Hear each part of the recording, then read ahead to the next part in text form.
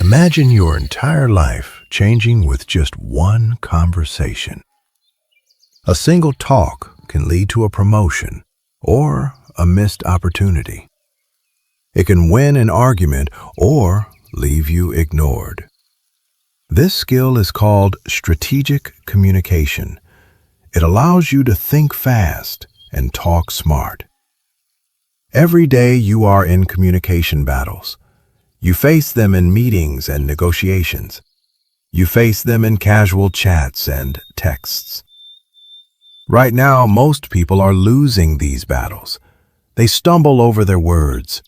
They fail to persuade others. They watch others take control of their situations. But the top 1% know something different. Communication is not about being the loudest person. It is not about having a huge vocabulary. It is about psychological triggers. It is about mental frameworks. It is about responding brilliantly under pressure. You can become someone others naturally respect. Elite communication is a strategy. It is knowing exactly what to say. It is knowing how and when to say it.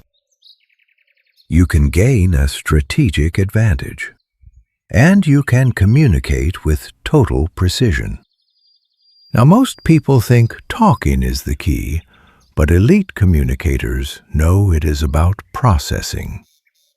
Your brain must run complex calculations. Then you must analyze social dynamics before you speak.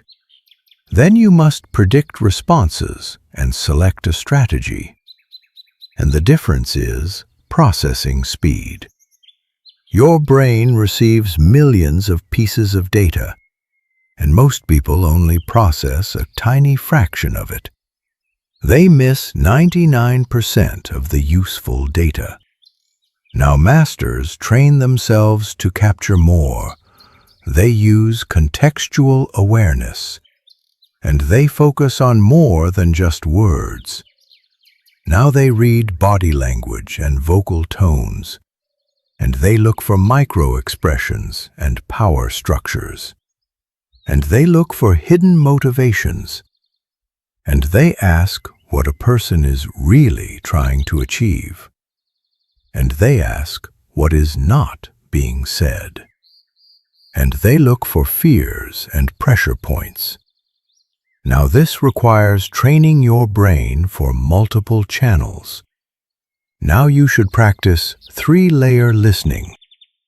Layer 1 is the literal words. Layer 2 is the emotional subtext. And layer 3 is the strategic context. Most people get stuck on the first layer. Masters work on all 3 layers at once. Welcome to our channel, Elite Summaries. We turn complex strategies into simple tools for your success.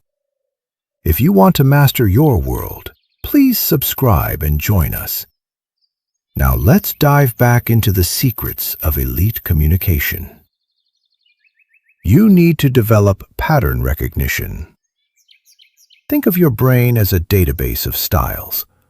You should categorize people's communication styles instantly.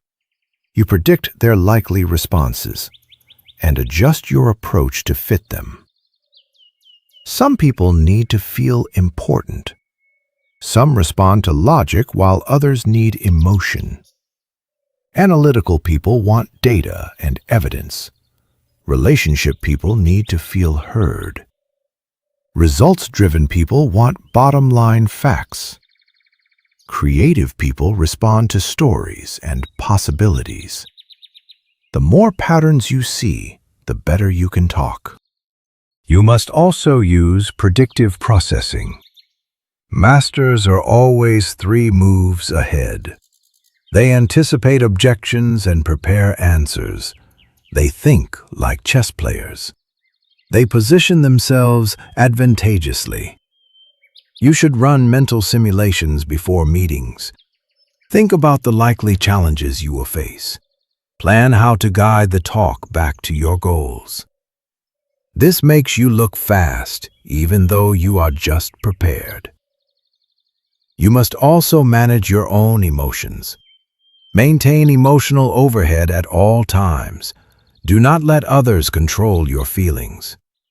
Recognize when someone is trying to trigger you.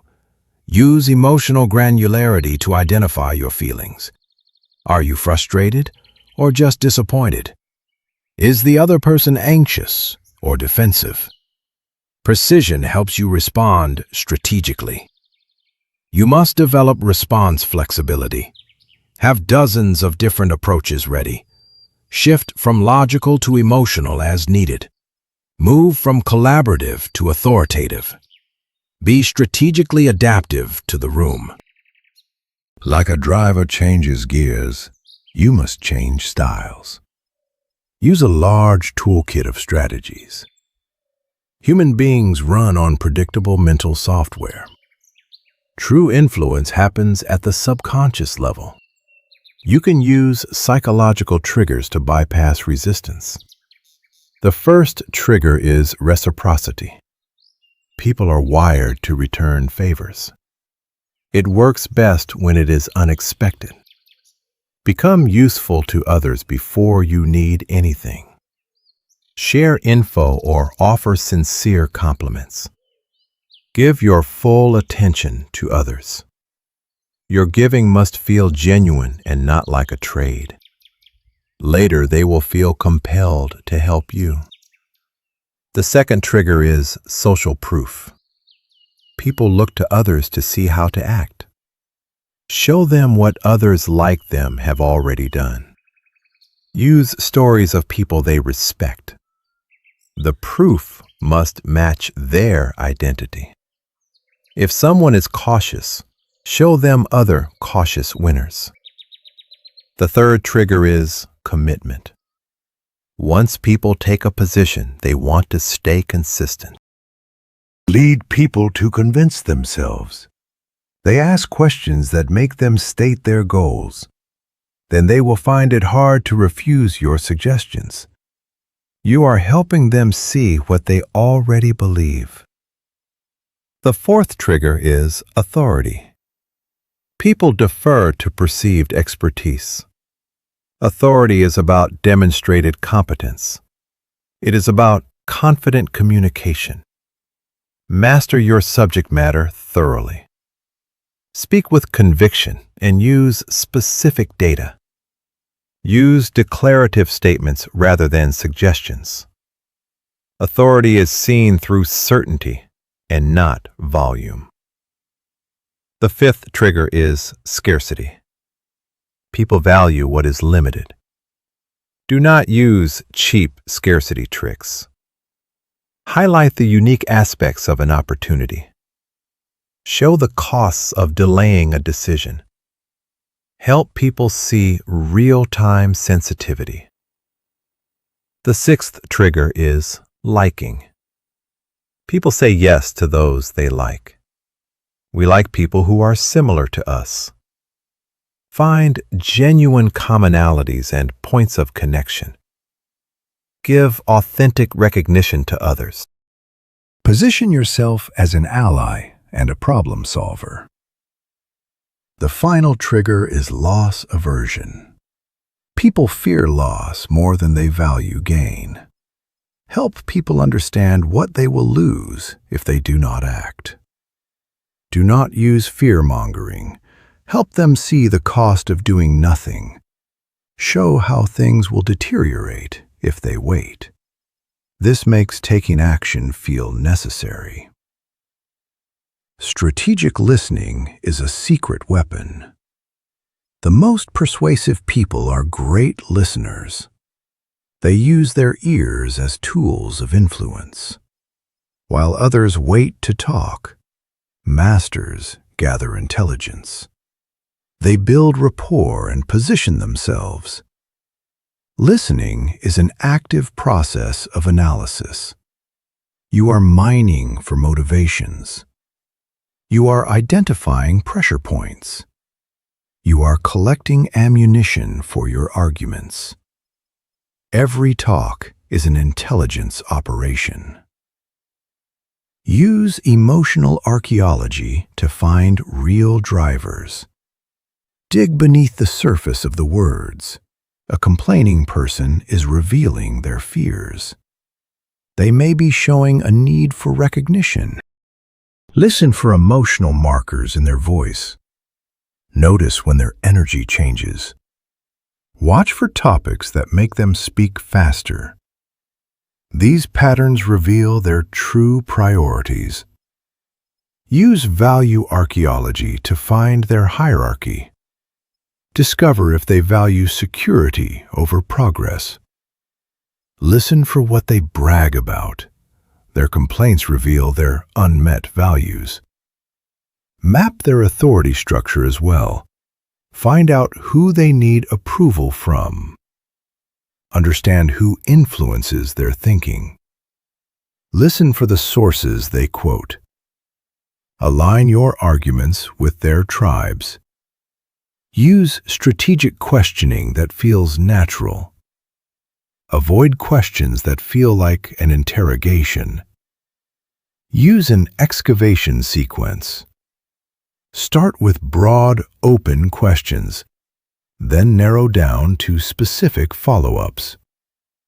Dig for the emotions involved. And finally, extract their ideal solution. This gathers data systematically. Practice mirroring and matching. People feel comfortable with similar styles. Adapt your pace and energy to theirs. Will match their vocabulary and structure. Well, if they speak fast, you should too. Well, if they are analytical, you should be logical. Then this creates subconscious rapport. We'll use silence as a strategic weapon. Well, most people are uncomfortable with quiet. Well, they will fill the silence with valuable info. We'll use pauses to create pressure. We'll count 3 seconds after someone finishes.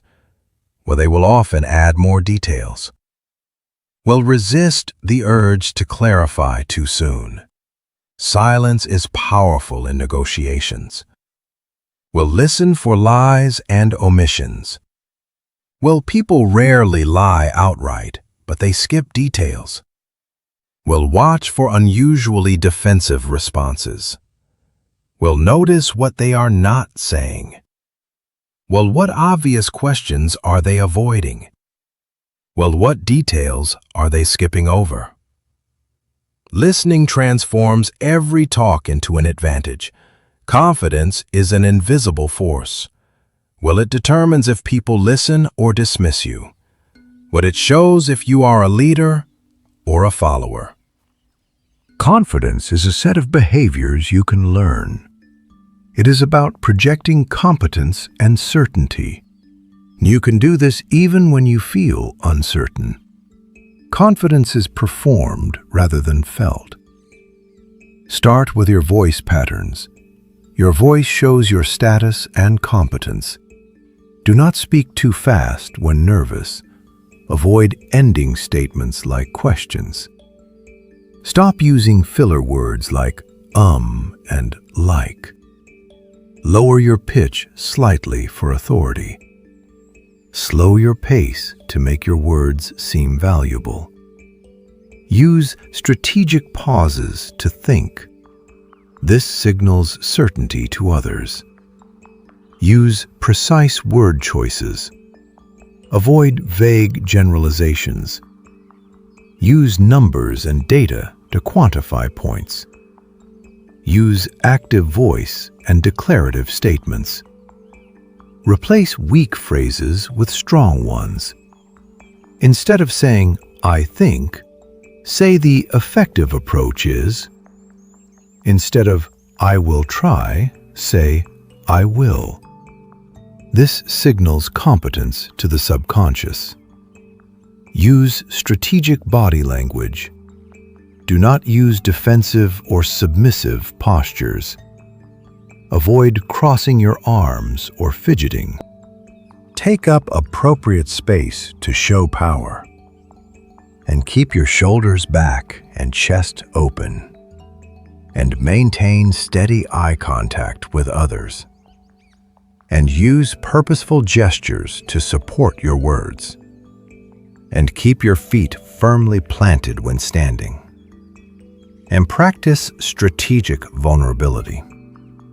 Projecting total perfection seems fake. True confidence allows for admitting limits. And acknowledge mistakes quickly and matter-of-factly. And own your limitations before others find them. If you do not know something, say so. This builds credibility and shows honesty. Preparation creates authentic confidence. You cannot fake it if you are not ready. Prepare your main points and likely objections. And practice your phrases until they are natural. Research your audience and their interests. Channel your nervous energy into presence. Everyone gets anxious sometimes. Transform that energy into excitement. Use physical movement to release energy. Use power poses in private. And practice deep breathing to stay centered. Adapt your confidence to the context. Or the boardroom requires a different style than a chat. Will adjust your projection to match the room. The true confidence makes others want to follow you. With high-stakes moments define your career. The communication under pressure is different. The people become defensive and emotional. The words carry more weight in these moments. So you must maintain emotional neutrality. Do not become too aggressive or passive. Use the pressure inoculation technique. Rehearse the most challenging scenarios. Visualize yourself staying calm. This trains your nervous system for intensity. Construct your messages rapidly. Use the position, reason, example, benefit framework. State your position clearly and briefly. Give one strong reason for your view. Provide a specific example for your point. Explain the benefit of your idea. This keeps your responses logical and persuasive. Manage group dynamics in charged rooms. Identify the key players before you speak. See who has the real power. Look for potential allies and threats. Tailor your message to the decision maker. Manage information strategically. Do not reveal too much too soon. Use the graduated disclosure method. Start with your strongest points first. Keep your best evidence for later. Handle hostile talk without losing composure. Do not fight back or submit passively. Use the acknowledge, redirect, refocus technique. Acknowledge their concern without blame. Redirect their attention to the facts. Refocus on the mutual goals. This diffuses aggression without looking weak. Extract commitments in high-pressure spots. Use the assumption close technique. Assume they will do it and discuss the steps. Confirm everything in writing quickly. Handle mistakes with immediate ownership. Do not over-apologize. Pivot directly to the solution. This builds credibility during a crisis. Use strategic follow-up to lock in wins. Contact key people within 24 hours. Clarify any uncertainties privately. Address concerns people were afraid to say. Individual attention converts people into allies. Master negotiation to get what you want. Good negotiations feel like collaborations. Your victory should look like their victory too. Reframe the interaction before it starts. Create abundance instead of fighting for less. Understand their interests, not just their positions. Create information asymmetry. Know more about them than they know about you. Gather intelligence before you negotiate. Ask about their business challenges and timelines. Map their organizational pressures. Anchor with precision. The first number mentioned sets the tone. Use a calculated anchor that is extreme but possible. Provide a logical reason for your number. Make tactical concessions to create debt. Every concession should feel valuable to them. Use the reluctant concession method. Never give anything away easily. Make concessions contingent on something you want. Create multiple variables to trade. Negotiate more than just price. Use timing and scope as variables. Find things that are cheap for you, but valued by them.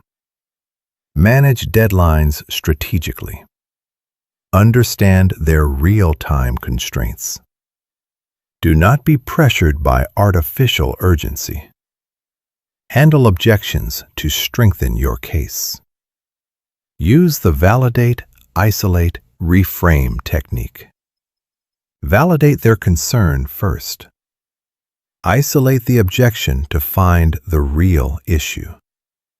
Reframe it within your value proposition. Your power comes from your alternatives. Develop a strong plan B before you start. The person who needs the deal least has the most power. Use emotional intelligence during the deal. Stay calm when others get heated. Acknowledge their emotions without being controlled. Diffuse anger by asking what drives the concern. Create long-term partnerships rather than one-time wins. You must learn to read people. Do not take others at face value. Look for hidden intentions and agendas. Humans are bad at hiding their internal states. Information leaks through micro-expressions. It leaks through body language and word choice. Establish a baseline for people first. Understand their normal patterns of speech. Watch their typical eye contact and gestures. Once you know they're normal, any change is data.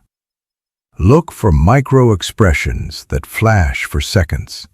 These reveal true feelings before a filter kicks in. Watch for anger and fear or surprise. Look for a lack of harmony between words and faces. Analyze vocal patterns for stress. Listen for changes in pitch and volume. Breathiness or tension indicates emotional shifts. Analyze body language in clusters. One gesture can be a mistake, but 3 are a sign.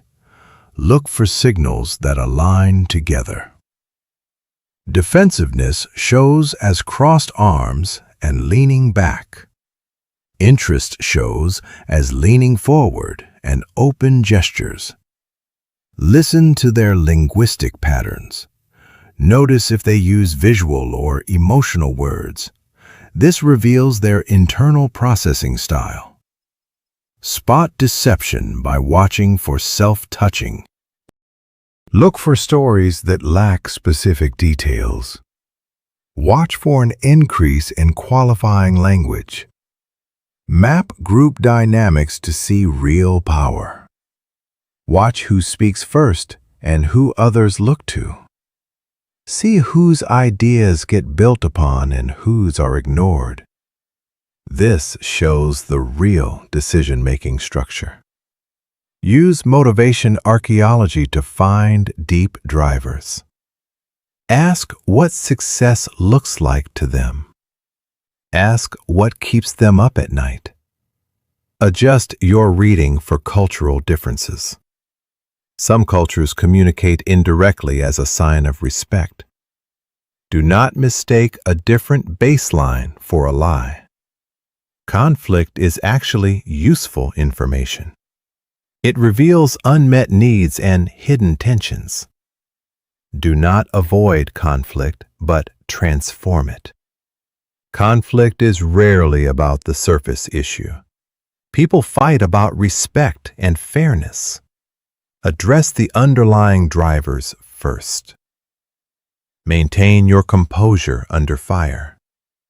Use a physiological reset to stay calm. Slow your breathing and lower your voice. Your calm presence will anchor the room. Reframe conflict as mutual problem solving. Use collaborative language like we and us. Instead of saying you are wrong, say we have different views. Create psychological safety for both sides. Use tactical empathy to disarm others. Words are programming for the mind. Treat every word as a strategic choice. Use presuppositions to bypass resistance. Structure sentences to assume the outcome. Instead of if you decide, say when you decide. Use temporal language to create momentum. Connect positive results to immediate action. Calibrate your certainty to the situation. Use definitive words when you have evidence. Select emotional language for impact. Instead of problem, say opportunity. Move between specific and general talk. Use specific data to build credibility. Use general talk to build agreement. Use question patterns to guide thinking. Ask questions that lead people to your logic. Use contrast frames to highlight benefits. Position your option next to a worse one. Use ownership language to build investment. You ask how they would roll out the idea. You demonstrate authority without being arrogant. You reference your experience through examples. You adapt your language to match your audience. This builds unconscious rapport and trust. True persuasion happens before you talk. Your decisions are made emotionally and justified logically. You create emotional resonance first.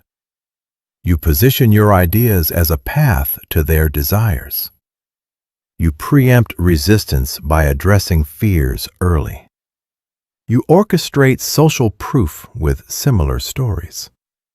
You escalate commitments starting with small yeses. You reframe value by changing the time horizon. You focus on the cost of the status quo. You create authentic urgency based on reality. You turn objections into reasons to move forward. You manage emotional states to create receptivity. So, always use ethical influence that serves everyone.